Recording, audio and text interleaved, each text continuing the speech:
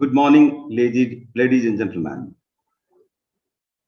I, Professor Kishore Kumar Basa, Vice Chancellor, Maharaja Sriram Chandra University, Baripada, Odisha, convey my best wishes to all the museum professionals and stakeholders in the world for a happy International Museum Day.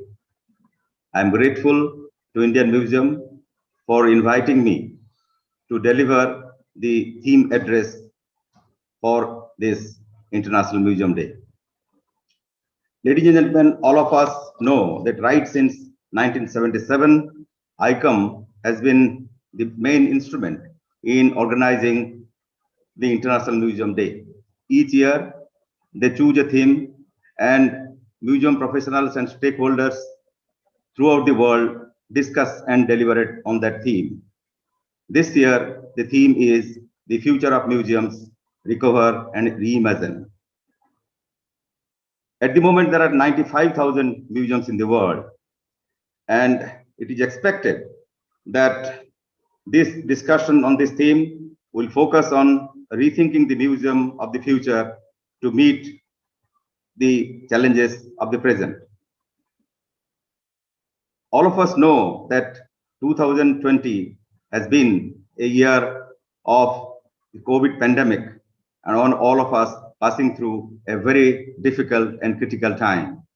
If I do not exaggerate, I think we are at a very defining moment in human history after Second World War, where the problem has been so paramount and all pervasive throughout the world.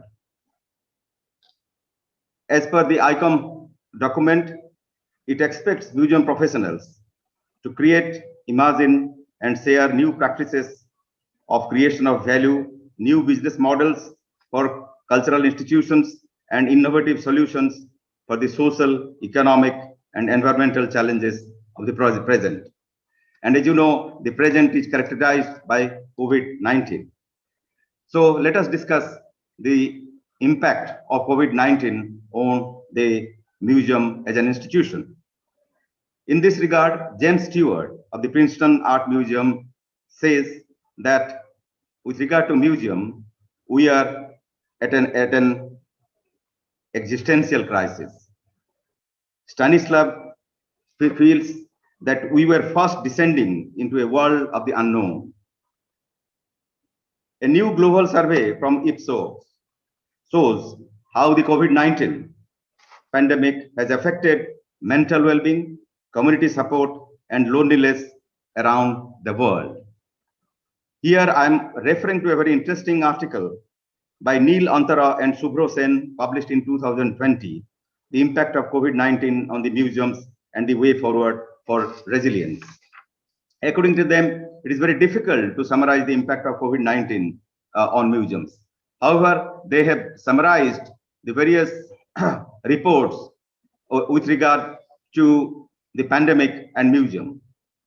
UNESCO and the International Council of Museum reports predicted that 1 in 8 museums would permanently close due to COVID-19. ICOM 2020 report says many people of museum sector expected to temporarily or permanently lose job contracts or employment as well as without legal payment. The American Alliance of Museums says that about 30% of institutions may not be able to reopen without the government's financial support. Ticket sales in museums have been dropped by 80% due to maintaining social distance. ICOM survey also suggests that almost all museums around the world, that is about 94.7%, were closed because of the COVID-19 pandemic, while these museums focused on their digital activities. The same survey says that about 15% of museums have increased digital communication activities. UNESCO survey says that around 90% of museums or more than 85,000 institutions have closed their doors during this crisis. However, the closure rate was comparatively low in the African and Asian regions. According to World Economic Forum, 1/3 of the museums may not survive. With regard to the economic impact, it is certainly enormous. The network of European museum organizations survey shows that about 30% of museums have lost up to 1,000 euro per week and 25% up to 5,000 euro per week. In the section of large museums, the financial loss might be between 100,000 and 600,000 euro per week. Due to the shortage of this budget, about 4 out of the 5 activities have been reduced, and almost a third of museums are forced to shrink the number of employees by nearly 1/3. With this background, while discussing the future of museums, we have to take note of this grim present. But before that, it is important to emphasize the changing concepts of museum. The perception and connotation of museum has been changing in the last 3 or 4 decades. Museum has been perceived from a space of intellectual high-browsing to a center of edutainment, that is education plus entertainment. From a sacred space to a familiar space, and even an immersive space. In this changing perspective, in new museological discourse, community has been regarded as the center of museum discourse, in which there is erosion of the arrogance of the curator as the sole custodian of museum heritage and the emergence of a participatory public. These are the hallmarks of the changing perspectives of museums. This changing perspective also includes a museum as a space for giving voice to the voiceless and vulnerable sections of society. And in that sense, the spirit of democratization in both the theory and practice of museum, which is a part of what we call critical museology. Museum has also to cater to the needs of different stakeholders, that is visitors, funding agencies, museum professionals. With this general background of the changing perspectives of museums, let us discuss what is to recover and how to recover. The first issue of recovery to me is the pre-pandemic spirit of the museum, both as an institution and its role in society. For this, one has to take a holistic view, considering social, financial, educational role of the museums, as well as the needs of the community. Because what is important is we have to increasingly consider the important role of the museum and how to reinforce that role in a difficult time unless we consider things in a holistic manner. The second issue of recovery relates to finance, because all of us know, as I have pointed out earlier, there has been enormous impact on the financial status of all museums, whether big or small. Here, of course, we want support from the government and corporate sector. More important is the contribution to the small museums by local civil society. Even if the grant or the contribution is small, but then that small amount also would go a long way in reviving or rejuvenating the local museums which are in dire financial needs. Big or small, government or private, there is no escape from developing new marketing strategies. One has to go for innovating marketing strategies, taking the digital platform in a creative manner, which I will be discussing later. I also feel that one has to integrate museum visit with other cultural sectors, thus bolstering the creative economy locally and regionally. The third issue of recovery I would consider is how to regain visitors, because museum has been closed, or even if when it was opened, because of social distancing, the number has been less, which has great bearing on the finance of each museum. Now, as far as to regain the visitors, we have to make our physical display, dynamic and interactive and interesting.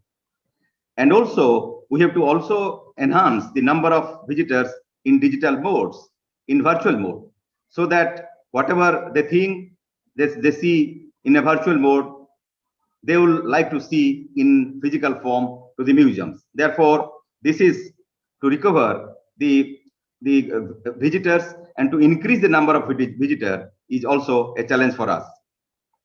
To me, this recovery is an adaptive process and a continuum. And this aspect of museum recovery as an adaptive process, I consider under three aspects. First is museum as a space for sensitizing the public about pandemic, support health education and the healthcare system. And we have plenty of examples given by the ICOM document, Museums and the COVID-19 Crisis, 8 Steps to Supporting Community Resilience, which was published in April to August in 2020. Museums worldwide supported and thanked healthcare workers by sharing medical themed art using Museums Thank Health Heroes on social media to highlight the importance of the workers on the front lines of the COVID-19 crisis. The Museum for Netterkunde in Berlin, Germany, is monitoring the outbreak and providing useful links and information to the public through its website. Museums and heritage institutions in Normandy, France, are donating their masks to health professionals. Curator Without Borders, an organization, is offering open source templates for making face masks. The Boston Museum of Science in the US hosted community conversations with experts and local leaders to discuss the latest COVID-19 news, reliable materials. The Smithsonian Science Education Center and the Inter-Academy Partnership in the US published COVID-19, How Can I Protect Myself and Others, providing learning materials that can be used by teachers, parents, and educators to help children and students understand the pandemic. This museum as an adaptive mechanism during COVID crisis also shows the examples of engagement of museum to reach out to public in digital mode. There are again plenty of examples from ICOM document. For example, the Te Papa Museum, New Zealand, created the Little Place of Calm on its website to provide content supporting well-being. The Palestinian Museum launched its Museum from Home, Palestine Perseveres campaign to provide cultural and educational content for all ages through its online platform. And this content was in Arabic with summaries in English. The Ethnographic Museum of Istria in Croatia put the content of its exhibition, What Are You Afraid Of? Fear in Our Everyday Life, online, noting that it is now unfortunately more relevant than we would expect. Similarly, the Israel Museum has offered a new video of its exhibition, Seated in Seclusion, which has taken on new meaning now that billions of people are confined at home. The Iziko Museums of South Africa launched a Materials Matter Challenge inspired by its materiality exhibition, inviting people to post their own artwork made using recyclable materials on social media. The National Museum in New Delhi, India, launched the Museum Concerts from Home initiative, inviting the public to go on a musical journey and contribute by recording songs inspired by paintings from its collection. The third aspect of museum as an adaptive process is growing emphasis on local issues. Here, one can give an example of Reinventing Venice, which was published in New York Times, which outlines the vicious economic cycle that drives Venice's reliance on tourist dollars and how COVID presents an opportunity to break that addiction. Of course, pandemic has devastated the local economy of Venice, but some residents of Venice see this lull as an opportunity to achieve something they have long wanted, which means a sustainable model for tourism that supports a livable city, a healthy ecosystem, and a more diverse economy. The fifth aspect of recovery to me is recovering the specimens in the store to make them accessible to public. This is through a digital platform, and many of the museums have undertaken this, but this needs to be done more effectively in future. Now let us discuss Reimagine. What kind of reimagination is necessary or I visualize as far as the future of museums is concerned. The first is the pandemic as a creative catalyst and emphasizing on digital mode. The hesitation or the apprehension of museum professionals that digital mode could be a threat to the physical mode of the specimens and display is no longer there. This was during pre-pandemic days. The museum professionals were not thoroughly convinced that digital mode is necessary. They appreciated its importance, but there was kind of apprehension or hesitation on their part that perhaps digital mode could be a threat to the authenticity of the physical specimens. But I think that hesitation, that apprehension is gone now. Almost there is a growing acceptance, almost there is a consensus that digital mode has to stay as a complementary to the physical mode. In a very interesting paper, a peek into the future of the museums in 2021, it has been suggested that there are 4 aspects of this digital mode. First is having an online offering will be important for museums survival. You see, this is an important emphasis or important thing that it is suggested. Because the more people get comfortable with online museum visits, the more they will want them. It is like, watching a cricket match in television and going to the stadium to see the live match. Having a good online offering can also be a way to bring in revenue during a slow period. The second aspect of this digitization is it's the age of the online museum gift shop. Now, this is going to happen in a bigger way in future because through online museum gift shop, the economy or the financial status of the museum may be revived to a certain extent. The third aspect is repurpose your online offerings to promote your museum. Here, one could think of the rise of online advertising in social media platforms like Instagram, Facebook, and YouTube, exploring more video advertising avenues. So these are going to come in future. The fourth aspect is virtual reality will become commonplace for museums. This is going to stay. For example, Victoria and Albert in London in October 2020 presented its first virtual reality event to showcase an exhibition set to open in March 2021. The presentation featured a curator presentation, live special effects, and a preview of the exhibition opening in March. So therefore, whether you plan to use virtual reality to engage visitors from their homes or in your museum, one thing is for sure that virtual reality is coming. One could think of multiple use of digital mode, which involves virtual tours, online exhibition, games, social media initiatives, and educational content. In this regard, even museums in India have adopted this digital platform during the pandemic period. For example, Indian Museum organized a number of series of lectures on heritage and put them in YouTube. IGRMS Bhopal has been involved in online exhibitions.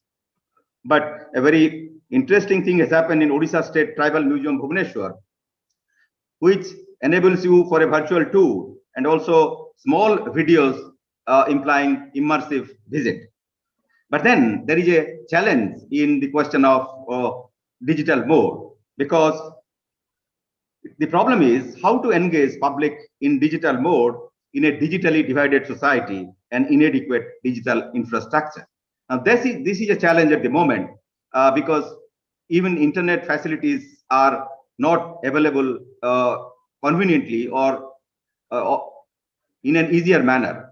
But then I think these infrastructure will come, and therefore, although we are talking of a digitally divided society, even in the West, I think the inadequacy of digital infrastructure will be mitigated in future to help develop the acceleration of the digital mode of museum content.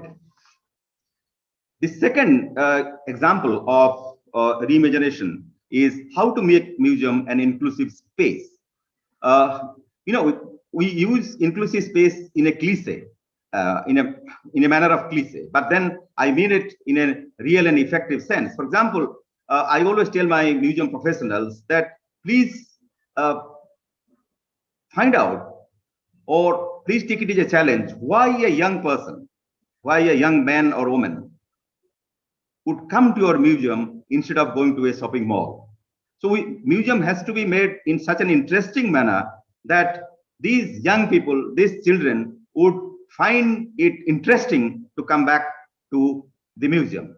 So also by inclusive space, I mean that how differently able people, people from vulnerable sections of society would come to museums. Of course, museums are very sensitive about differently able people these days. But I think not many museums have braille, use of braille for the labels and the content which are displayed in the museum. So we have to take care of these things. If necessary, the youth is very much interested in the content, but then the content has to be made in a very interesting and interactive manner to attract the modern youth. So therefore, museum has to be an inclusive space. The third issue of reimagination is in terms of accessibility of museum specimen to wider public.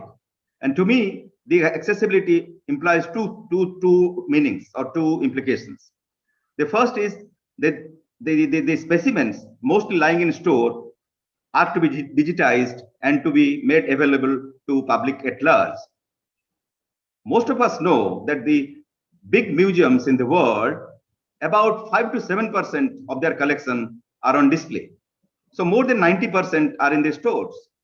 So it is important that through digitization, all these stored materials should be put into the public domain so that not only visitors, but also researchers will have access for their further work.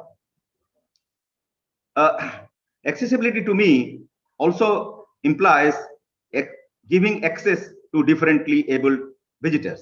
I have already discussed that matter, that museums in contemporary world are very much conscious or sensitive about the facilities to be given to differently abled visitors. One has to organize more temporary exhibitions on stored specimens so that the objects are accessible to the public at large. Now, by digitization, when these objects are accessible, so this will result in nurturing the spirit of a world citizen, because the spirit of shared heritage I think will have an imprint, and this will help in the inculcation of the spirit of a world citizen. The fourth issue of reimagination to me is that we should not treat public as a passive entity, but public as a participatory entity, and this public is not a monolith. Therefore, as museum professionals, we must take into account the different kinds of visitors constituting the public. And for each kind of visitor, we should have something to offer so that they will visit museums, not only visit museums, but also revisit museums. For example, as far as the participatory public is concerned, I found it an interesting video yesterday, a video by a young couple visitor to British Museum on 22nd November 2020. And the title of the video is Desi Couple in London. And their argument is that British Museum has plundered the heritage of the world. And they argue that museum has looted heritage, British Museum has looted heritage worth $45 trillion. And then they saw the Rosetta Stone from Egypt, and also the Indian exhibits like Amaravati sculptures, Shiva Parvati from Odisha, bringing home to the point that how British Museum has become famous, has become illustrious by plundering the heritage of the colonies. The fifth example of reimagination involves A move from the syndrome of museum as a space for identity construction and national cohesion to dealing with problems of humanity. Now, this is a view given by George Abungo, who is an African museologist.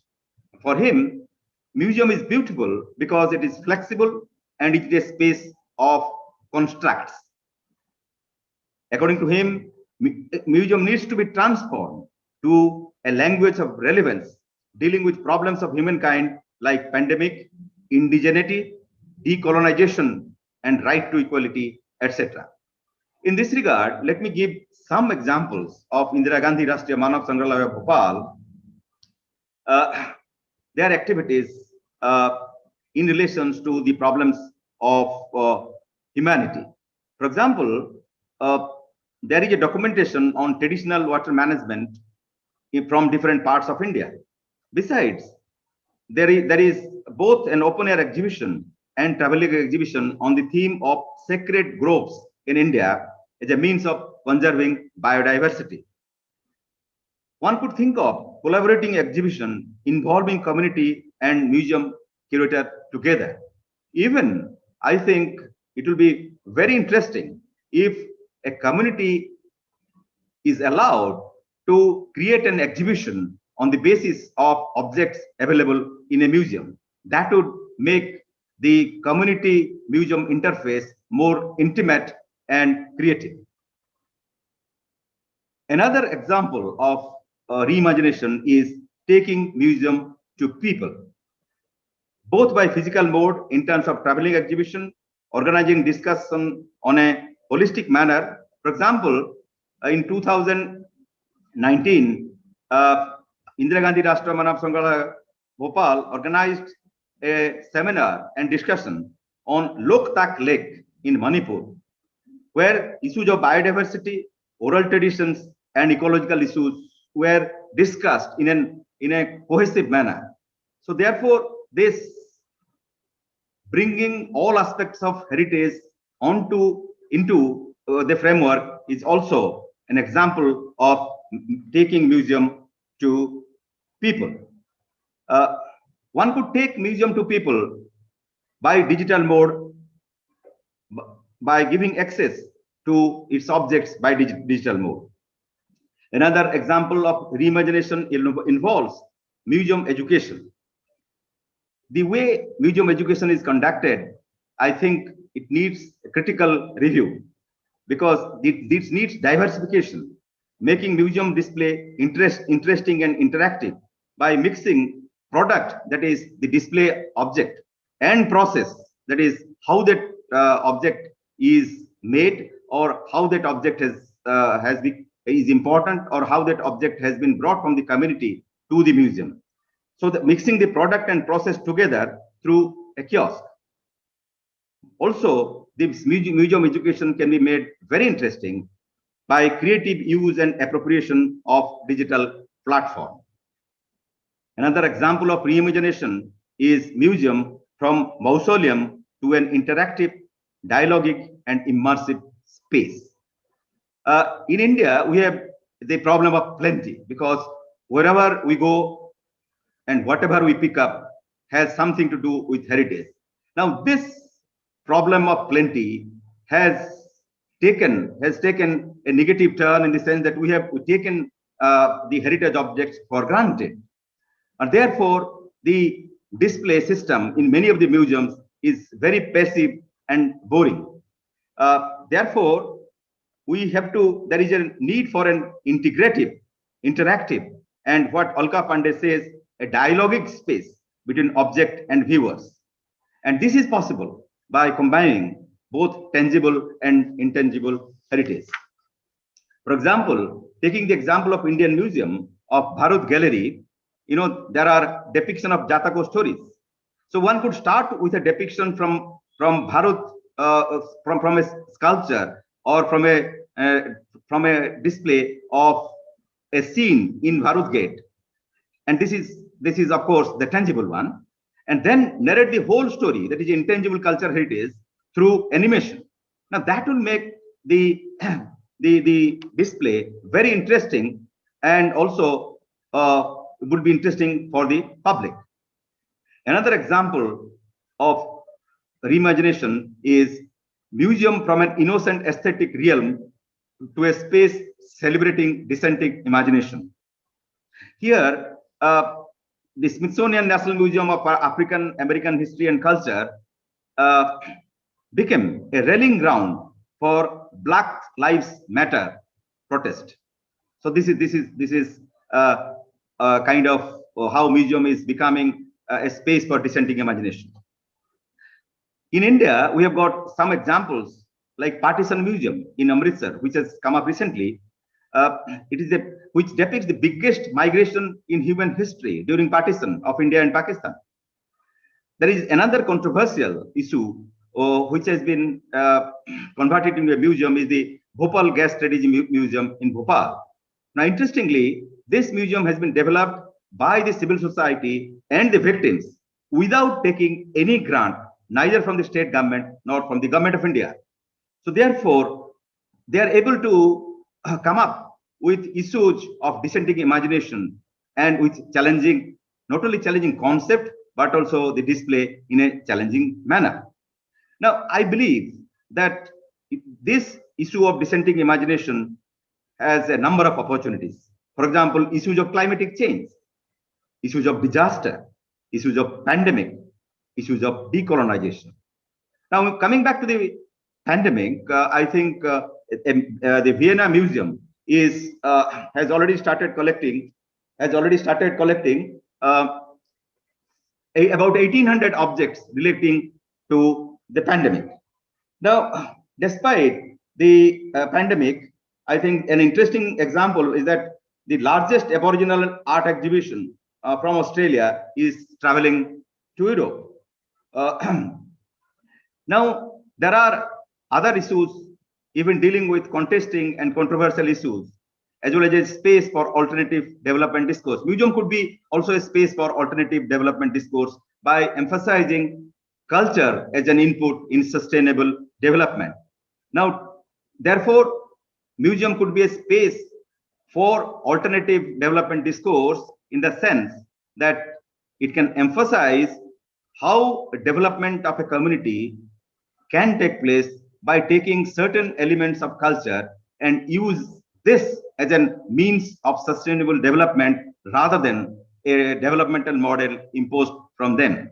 So museum has tremendous possibilities in terms of providing a space for such kind of discussion on dissenting imagination.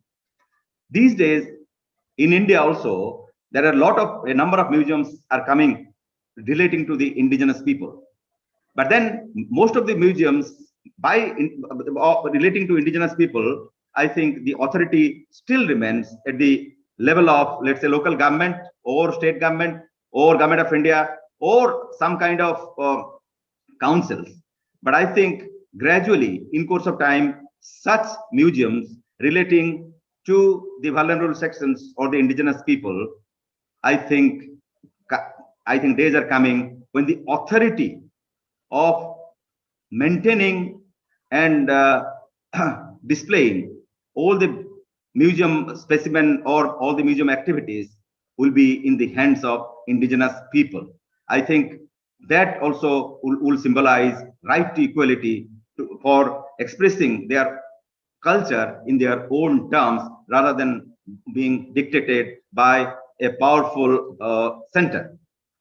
Now, to conclude, the pandemic has created a pessimistic and uncertain atmosphere throughout the world. In this regard, I should remind all a WhatsApp message I had received some time back. It reminds us of a generation that was born in the first decade of 1900. That generation witnessed the First World War from 1914 to 1919, the Spanish flu pandemic in 1917-18, the economic depression during 1930s, and the Second World War during 39 and 1945. In India, there was the Bengal famine during 1940s. Now, despite this series of catastrophes, humankind survived. If society and museums survived then, now they would also survive now despite paying huge price. Without being pessimistic, we should be in a spirit of together we can, and consider, like Charles Dickens in his Tale of Two Cities, the worst time is also the best of times. This is possible by taking appropriate steps for the recovery of museum as a cultural institutions of prime importance, and by resorting to creative, reflexive, and critical reimagination of museum by transforming it into an inclusive and accessible space, nurturing the spirit of a global citizen by emphasizing our shared heritage on the one hand, and by celebrating dissenting imagination, decolonization, indigenization, and alternative mode of development discourse on the other. Thank you, ladies and gentlemen, for a patient hearing.